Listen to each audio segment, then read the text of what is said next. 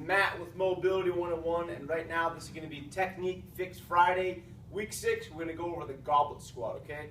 A fantastic learning basic developmental, like really fundamental movement pattern that we should see in a lot of coaching programs and training programs and fitness facilities. So something that was popularized by Dan John, because of how you held the goblet or the cup, so to speak.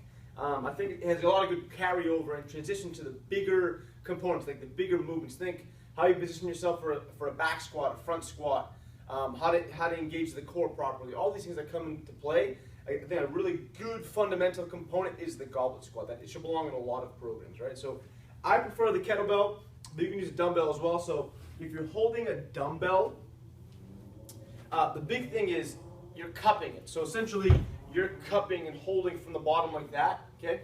So you're cupping the top of one side of the belt. So you're cupping like that, and you're driving it into your chest, taking your elbows, trying to make them become best friends, squeezing in tight, really having to engage your core, and then you drop down, okay? But for sake of this video, I prefer the kettlebell, so I'm just going to use that, okay? But that's how you would hold the dumbbell in the goblet squat, okay? How you would hold the kettlebell is, I like to hold it upside down actually, okay? So you hold handle down, bell up, okay? Hold the butt of the bell. Again, you cup it like that, okay? And you let this side come into your chest, right? Into your sternum, okay? Gently bring it into your chest, let it rest there. Acts as a nice resting place. Once I'm there, same principles apply. Elbows trying to become best friends, engage the core, avoiding extension, okay? And then you drop down to the squat, okay? That's the beginning stage. How we go from there, and what I look for the tenets of what a goblet squat should look like is head to hips have to stay flat. So imagine I glued this PVC pipe to my back, and I'm doing my best to stay flat, but everyone has a natural curve in their spine, so you just do your best. All I'm trying to do is hips to head, trying to stay flat in the squat as best as possible, and I'm just going to go into it, okay? Yes, there will be some dumping forward. We're not trying to dump forward. That's not the goal, but inevitably it's going to happen until we work on keeping our posture more upright and dropping straight down into the hole.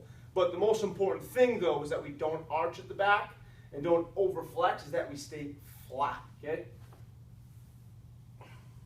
So really trying to stay flat with the PVC pipe, okay?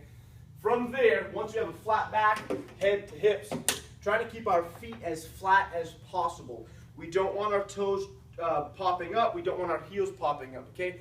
Common mistakes I see is people will go into a squat and their heels will pop off the ground like this.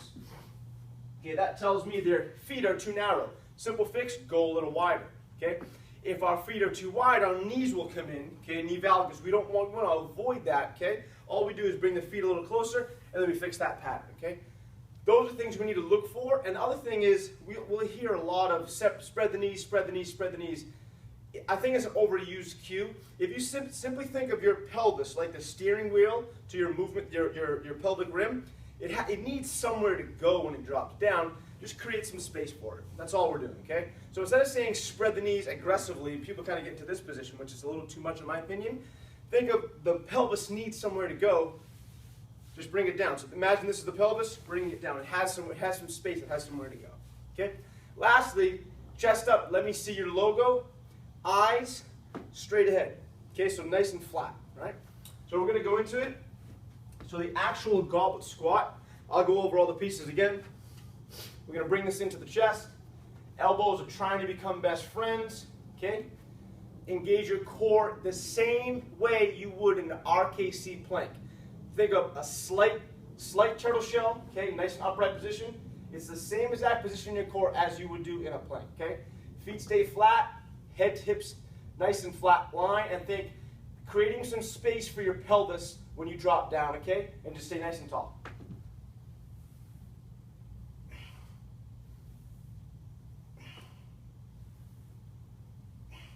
From the front.